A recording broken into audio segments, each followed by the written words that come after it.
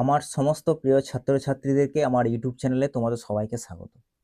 আজ দেখো আমি ক্লাস 11-এর ক্লাস স্টার্ট করলাম আজ থেকে, প্রথম ক্লাস এটা, ঠিক আছে? ফার্স্ট ক্লাস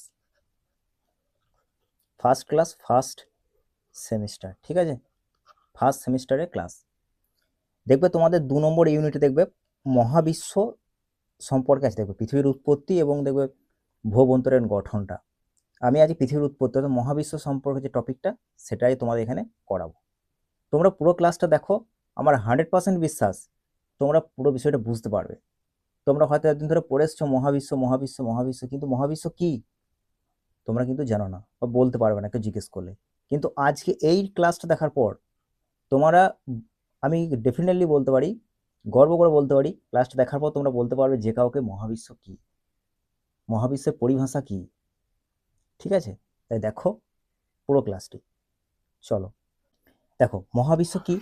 প্রথমে দেখবে এই সংজ্ঞাটা তোমরা দেখতে পাবে, বই খুললে বা যে কোনো জায়গায় তোমরা দেখতে পাবে, অস্তিত্বশীল সকল বস্তু এবং শক্তির সম্ভার হলো মহাবিশ্ব।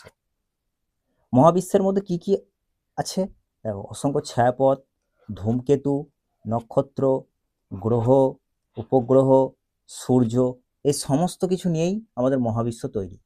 তাহলে মহাবিশ্ব কি না, অস্তিত্বশীল সকল বস্তু বা শক্তির সম্ভার হলো মহাবিশ্ব। মহাবিশ্বের মধ্যে কি কি রয়েছে? ছায়াপথ, ধূমকেতু, নক্ষত্র, গ্রহ, উপগ্রহ, সূর্য, এই সমস্তটাই নিয়ে হয় মহাবিশ্ব, তাই তো? মহাবিশ্ব যে কোথায় শেষ কেউ জানে না, অজানা আর কি। এখানে দেখো মেন তোমাদের মহাবিশ্ব কি, আমি পুরো বিষয়টা একটা কনসেপ্টের মধ্যে নিয়েছি, তাহলে তোমরা এই জায়গাটা দেখো, তাহলে তোমরা বুঝতে পারবে মহাবিশ্ব কি, যেটা আমি বলছিলাম। দেখো তোমরা সবাই জানো, দেখো আমাদের পরিবারের মধ্যে দেখো দাদু থাকে, ঠাকুমা থাকে, বাবা মা ভাই বোন দিদি, সবাইকে নিয়ে কি হয় আমাদের পরিবার। এরা সবাই কি বলতো পরিবারের সদস্য। ঠিক একইভাবে ধূমকেতু, নক্ষত্র, গ্রহ, উপগ্রহ, গ্রহাণুপুঞ্জ, এরা সব কিন্তু মহাবিশ্বের মধ্যেই আছে। ঠিক আছে? এদিকে আলাদাভাবে বলি আমরা সদস্য, কিন্তু একসঙ্গে কি বলি? পরিবার। বলি না বলি তো। ঠিক একইভাবে এই যে গ্রহ, নক্ষত্র, উপগ্রহ, ধূমকেতু, গ্রহাণু, নীহারিকা, ছায়াপথ, গ্যাস, ধূলিকণা, ঠিক আছে, এই সমস্ত যে মহাজাগতিক বস্তু এবং শক্তি রয়েছে, এই সমস্তটাকে বলা হয় মহাবিশ্ব। তাহলে বুঝতে পারলে তোমরা, একাধিক সদস্য মিলে যেমন পরিবার তৈরি হয়, সেরকম অসংখ্য মহাজাগতিক বস্তু এই মিলেই এই যে গ্রহ, নক্ষত্র, উপগ্রহ, ধূমকেতু, গ্রহাণু, নীহারিকা, ছায়াপথ, গ্যাস, ধূলিকণা, অসংখ্য মহাজাগতিক এই বস্তু নিয়ে কি হয়? মহাবিশ্ব তৈরি হয়। তাহলে আজকের পর থেকে বলতে পারো মহাবিশ্ব কি। কনসেপ্টটা ক্লিয়ার হলো আশা করছি। যেমন আমাদের পরিবারে সমস্ত সদস্যকে নিয়েই দেখো আমরা বলি পরিবার, সেরকম এটাও এক ধরনের মহাবিশ্বের মধ্যে এরা কিন্তু সদস্য, কিন্তু এদেরকে যখন এক করে দেবে তখন হয়ে যাবে মহাবিশ্ব অর্থাৎ ইউনিভার্স। আশা করছি আমি তোমাদেরকে বিষয়টা বোঝাতে পারলাম। যদি তোমরা না বুঝে থাকো অবশ্যই আমাকে কমেন্ট করে জানাবে। নেক্সট ক্লাসে আমি আরও ভালোভাবে তোমাদেরকে বলার চেষ্টা করবো প্রত্যেকটা টপিকই। আমি এখানে প্রত্যেকটা টপিকে আলোচনা করব। দেখো তোমাদের প্রথম সেমিস্টারে এমসিকিউ প্রশ্ন হয়, যতটা দরকার ততটাই করাবো এখানে, ঠিক আছে? নেক্সট দেখো ছায়াপথ কি। গ্রহ, উপগ্রহ সহ কোটি কোটি নক্ষত্র, গ্যাসীয় মেঘপুঞ্জ, ধূলিকণা ইত্যাদির একত্রে সমাবেশে যে উজ্জ্বল একটা আলোক বলয় দেখতে পাচ্ছ, ছবিটা এখানে দেওয়া আছে, এটাকে বলে ছায়াপথ। ছায়াপথ যদি ইংলিশে কি বলে তাহলে মনে রাখবে গ্যালাক্সি, ঠিক আছে? গ্যালাক্সি। মহাবিশ্বে মোট গ্যালাক্সির আনুমানিক সংখ্যা কত মনে রাখতে পারো? 1.7 × 10⁻11, ঠিক আছে? এগুলো মনে রাখবে, কারণ তোমাদের তো এমসিকিউ প্রশ্ন হবে, এগুলো থেকে প্রশ্ন আসবে। দেখো 1,00,000 ক্ষুদ্রতম গ্যালাক্সিতে নক্ষত্রের সংখ্যা। ক্ষুদ্রতম যদি গ্যালাক্সি তুমি একটা ধরো তাহলে নক্ষত্রের সংখ্যা 1,00,000, কিন্তু যদি বড় গ্যালাক্সি যদি যাও তাহলে সেখানে নক্ষত্রের সংখ্যা দেখো 3,000 বিলিয়ন প্লাস। বুঝতে পারছো? এই পয়েন্টগুলো ইম্পর্টেন্ট, একটু মনে রাখবে, ঠিক আছে? তাহলে বুঝতে পারলে ছায়াপথ বা গ্যালাক্সি কি না, গ্রহ, উপগ্রহ সহ কোটি কোটি নক্ষত্র, গ্যাসীয় মেঘপুঞ্জ এবং ধূলিকণা ইত্যাদি সমাবেশে একটা উজ্জ্বল আলোক বলয় তোমরা দেখতে পাবে, এটাকে বলে ছায়াপথ বা গ্যালাক্সি, ঠিক আছে? নেক্সট দেখো, যদি বলে আমরা কোন গ্যালাক্সির মধ্যে বাস করি, তাহলে মনে রাখবে আকাশগঙ্গা গ্যালাক্সির মধ্যে কিন্তু আমরা বাস করে থাকি, ঠিক আছে? যে ছায়াপথ বা গ্যালাক্সি যেটাকে বলছি আমরাই, তার মধ্যে দেখো আমরা কার মধ্যে বাস করি? আকাশগঙ্গা, ঠিক আছে? আকৃতিটা একটু মনে রাখবে, দেখো এটি একটি পেঁচানো বা সর্পিল আকৃতির ছায়াপথ, এটা একটু মনে রাখবে। এবং অবস্থানটা মনে রাখবে যে কেন্দ্রতে কিছুটা দূরে প্রান্তভাগ এর কাছে আমাদের সৌরজগৎ রয়েছে। যেমন এইরকম স্থানে সৌরজগৎটা রয়েছে। দেখো আমি তোমার ছবি দিয়ে পুরো দেখিয়ে দিচ্ছি জায়গাটা, আমাদের সৌরজগতের লোকেশনটা। মানে এটা একটা তোমার গ্যালাক্সি, ঠিক আছে। এর নাম কি? আকাশগঙ্গা, যেটার মধ্যে আমাদের সৌরজগৎ আছে এবং এর মধ্যে আমরাও রয়েছি, কারণ এর মধ্যে পৃথিবী রয়েছে, তাই তো। তাহলে এর মধ্যে আমরা আকাশগঙ্গার মধ্যে বাস করি। বুঝতে পারলে কনসেপ্টটা? চলো দেখো, তাহলে আমাদের ছায়াপথের নাম যদি বলে গ্যালাক্সি নাম, কোথায় বাস করি আমরা? আকাশগঙ্গার মধ্যে। রাতে খালি আকাশে যত তারা দেখতে পাওয়া যায় সেগুলো কি? আকাশগঙ্গার ছায়াপথেরই তারা। ইংলিশে বলা হয় মিল্কি ওয়ে, যেটাকে বলে থাকে। দেখো 200 থেকে 400 বিলিয়ন এই আকাশগঙ্গার যে ছায়াপথ, এখানে নক্ষত্র আছে। তাহলে কতগুলি নক্ষত্র আছে? মনে রাখবে 200 থেকে 400 বিলিয়ন নক্ষত্র আছে আকাশগঙ্গা ছায়াপথের মধ্যেই, ঠিক আছে। এবং নিকটতম ছায়াপথের নাম যদি বলে, ঠিক আছে, তাহলে এটা মনে রাখবে একটু, অ্যান্ড্রোমিডা। ভেরি ভেরি ইম্পর্টেন্ট, এটা পরীক্ষার দৃষ্টিকোণ থেকে। তাহলে আমি এখনো পর্যন্ত যেটা বললাম তোমরা আশা করছি বুঝতে পেরেছো যে মহাবিশ্ব কি, মহাবিশ্ব, তারপর বললাম গ্যালাক্সি, ঠিক আছে। তারপর এলাম তোমার আমরা যে গ্যালাক্সির মধ্যে থাকি সেটা হচ্ছে আকাশগঙ্গা গ্যালাক্সি। এরপরে দেখো আমরা আসছি জ্যোতিষ্ক কি। দেখো জ্যোতিষ্কের মধ্যে কোন কোন বিষয়গুলো আছে সেগুলো বলার আগে জ্যোতিষ্ক কি আগে আমরা সেটা দেখে নিই। দেখো, যারা মহাকাশে জ্যোতি বা আলোর বিতরণ করে সেই অসংখ্য আলোর বিন্দুকে বলা হয় জ্যোতিষ্ক।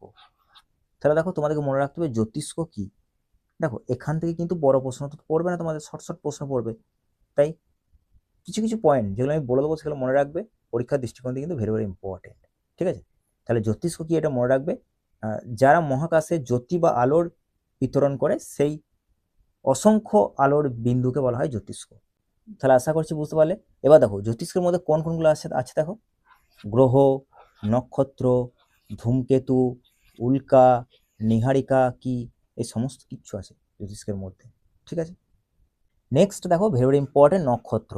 তোমরা সবাই জানো যে সূর্য একটি নক্ষত্র। আমরা দেখো ছোট থেকে পড়ছি যে সূর্য একটি নক্ষত্র, সূর্য একটি নক্ষত্র। সূর্যকে আমরা নক্ষত্র কেন বলি? তার বিশেষ কারণ আছে। কারণগুলো কি? দেখো, নক্ষত্র কাকে বলবো না, যার নিজস্ব শক্তি বা আলো আছে। অর্থাৎ নক্ষত্রের নিজস্ব শক্তির উৎস বা আলো রয়েছে, যার নিজস্ব আলো আছে তাকেই আমরা তো বলবো নক্ষত্র। তাহলে সূর্যের নিজস্ব আলো আছে, ওই জন্যই আমরা সূর্যকে বলি একটা নক্ষত্র। নেক্সট দেখো, এই পয়েন্টটা মনে রাখবে যে মাধ্যাকর্ষণ, যার মাধ্যাকর্ষণ শক্তির প্রভাবে গ্রহ চারিদিকে আবর্তন করে। ভেরি ইম্পর্টেন্ট এই পয়েন্টটা। তোমাদের উদাহরণ যদি বলে তাহলে তোমাদের বললাম সূর্য হলো এমন একটা, সূর্য হলো একটা কি উজ্জ্বলতম নক্ষত্র, এটা মনে রাখবে। এবং দেখো বেশিরভাগ নক্ষত্রের নাম, সংখ্যা, আয়তন যেগুলো কি আজও আমাদের কাছে অজানা হয়ে রয়েছে। তাহলে নক্ষত্র মনে রাখবে যার নিজস্ব আলো আছে তাকে আমরা নক্ষত্র বলে থাকি। এছাড়াও যার মাধ্যাকর্ষণ শক্তির প্রভাবে গ্রহ চারিদিকে আবর্তন করে তাকেও আমরা বলে থাকি নক্ষত্র। নক্ষত্র এগুলো বৈশিষ্ট্য আর কি। আর একটা নক্ষত্র বলে মনে রাখবে সূর্য, কারণ সূর্যের নিজস্ব আলো আছে। নেক্সট দেখো, নক্ষত্র মণ্ডল কি। দেখো নক্ষত্র মনে রাখতে পারলে নক্ষত্র মণ্ডল তোমাদের মনে থাকবে। অনেকগুলি নক্ষত্র যদি দলবদ্ধভাবে একত্রে অবস্থান করে তখন তাকে আমরা বলবো নক্ষত্র মণ্ডল। যেমন তোমরা দেখবে এই ধরনের চিত্র দেখে থাকবে, এটা হচ্ছে সপ্তর্ষি মণ্ডল। এছাড়া দেখো কালপুরুষ, এগুলো তোমরা দেখে থাকবে আর কি। একত্রে অসংখ্য নক্ষত্র যদি একত্রে দেখো অবস্থান করছে, এগুলোকে বলে থাকি আমরা নক্ষত্র মণ্ডল, ঠিক আছে। দেখো ধূমকেতু কি, ধূমকেতুকে ইংলিশে কি বলে জানো? কমেট। দেখো উৎস যদি বলে, দেখো সৌরজগতের হিমশীতল প্রান্তভাগ থেকে আসে।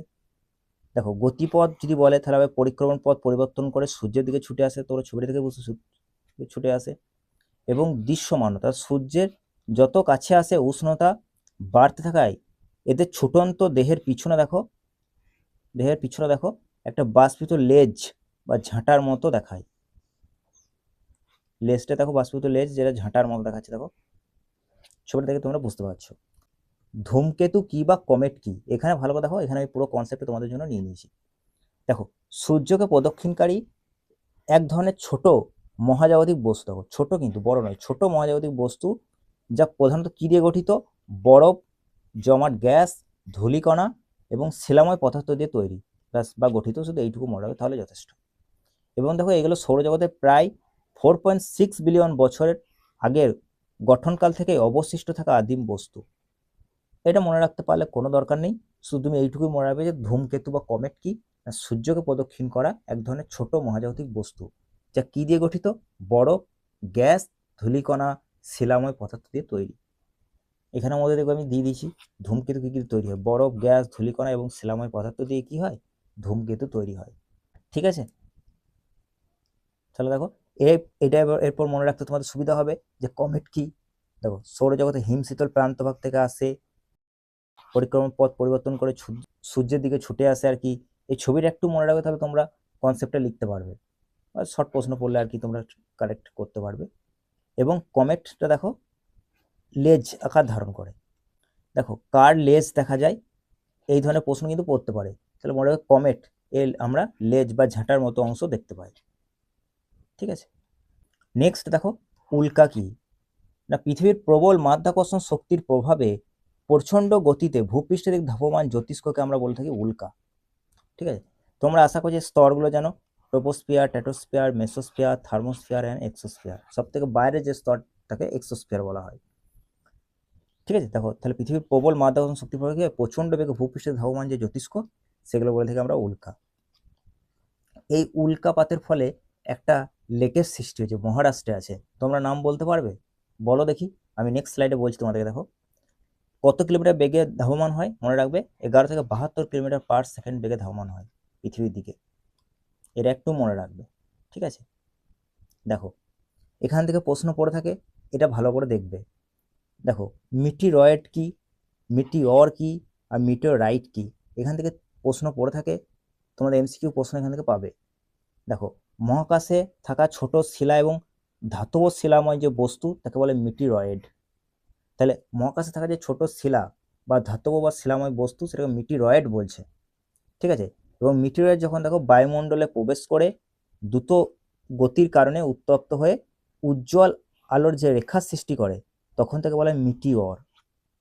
এবং দেখো যখন সেই বস্তুটা যদি বায়ুমণ্ডলে পেরিয়ে পৃথিবীতে পৌঁছায়, তখন তাকে মিটিওরাইট বলা হয়।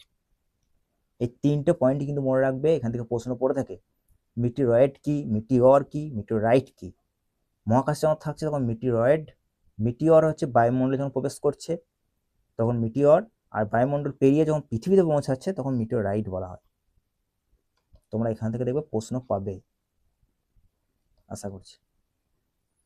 দেখো তাহলে আকাশে অনেক উল্কা একসঙ্গে খসে পড়লে তাকে আমরা কি বলি, উল্কা বৃষ্টি বলে থাকি। এবং দেখো ছোট আকৃতির উল্কা বায়ুমণ্ডলে ঘর্ষণের ফলে পুরো ছাই হয়ে যায়। কিন্তু যদি বড় হয় সেক্ষেত্রে কি হয়, পৃথিবীতে আঘাত করে এবং দেখো এর গভীর গর্ত বা লেকের সৃষ্টি করে।